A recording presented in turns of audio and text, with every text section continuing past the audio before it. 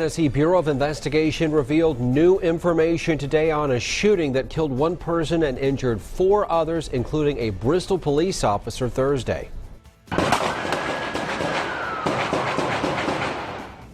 Gunfire in Dallas, 5 officers killed, 7 injured, along with 2 civilians. Tonight, we're learning more about that attack.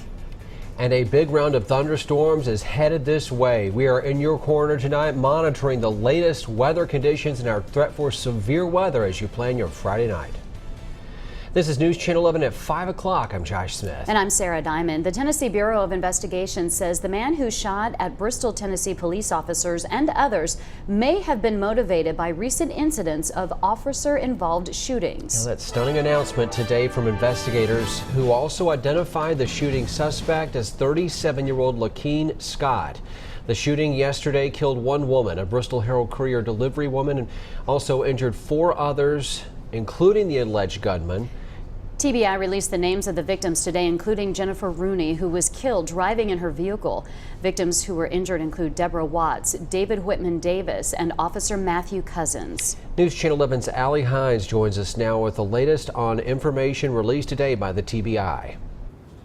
Josh, Sarah, investigators say Scott was armed with at least 2 weapons, an automatic style rifle, a pistol, and a large amount of ammunition. TBI says Thursday morning around 2:20, he fired shots through the window of the Days Inn on Volunteer Parkway, striking the clerk. According to investigators, Scott at some point fired several vehicles on Volunteer Parkway. When Bristol, Tennessee police officers confronted him, TBI says Scott fired at the 3 responding officers. The officer shot back, hitting Scott. He is now at Bristol Regional Medical Center in serious condition. TBI says as of now, the investigation shows that, quote, Scott may have targeted individuals and officers after being troubled by recent incidents involving African Americans and law enforcement officers in other parts of the country, end quote. Today, for the first time, investigators got to speak with Scott. They are still working to try and develop a full understanding of his motive in all of this. TBI says there is no public safety threat and they believe the alleged shooter acted alone. And TBI says anyone with specific information about this incident or about Lakeem Scott can contact the Tennessee Bureau of Investigation. That's 1-800-TBI-FIND. We're learning more about the victims in the shooting yesterday. As we were able to report fairly early in the day yesterday, Jennifer Rooney died after being shot while delivering newspapers.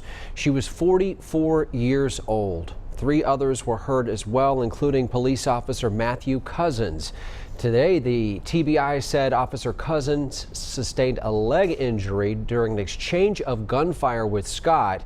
He has since been released from the hospital. Also, we've learned Deborah Watts is in serious but stable condition at the Bristol Regional Medical Center. I believe she was an employee there at the Days Inn Motel when the shooting happened. And also another individual, David White, he was identified today as a victim of gunfire. It was actually flying glass that caused his injuries, fairly minor injuries. That's true. And tonight, those who live in Bristol, are still shaken up about what happened. Elizabeth Kubel spoke with some people today who still can't believe this happened in their town. It's been a pretty gloomy day today here in Bristol, and that seems to be an accurate representation of the attitude that most of the residents here have. Now, I talked to locals today who say that they were shocked something like this would happen in what they call a quaint and quiet town, like Bristol, they say. And they also say that this is something they would expect to see more of in larger cities, and they're saddened and shaken by the gun violence in their hometown. I have kids, and one is getting ready to get his learner's permit and driving, and that was one of the first things I thought of, besides right here, down the street from us. What if he was out driving, practicing driving? It's really scary. It was a shock.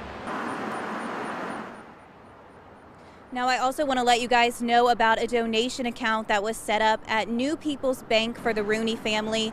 You can go ahead and make donations to any branch of the New People's Bank. And if you're also interested in mailing donations, you can go ahead and mail them to 101 Linden Square Drive in Bristol, Virginia. Again, those are donations for the Rooney family. For now, live in Bristol, Elizabeth Kubel, News Channel 11 in your corner. We saw what appears to be just a makeshift memorial there, right in the median, as many in Bristol are grieving tonight. We're still working to learn the latest about any funeral arrangements that have been made for Jennifer Rooney, again, an employee of the Bristol Herald Courier. As soon as we do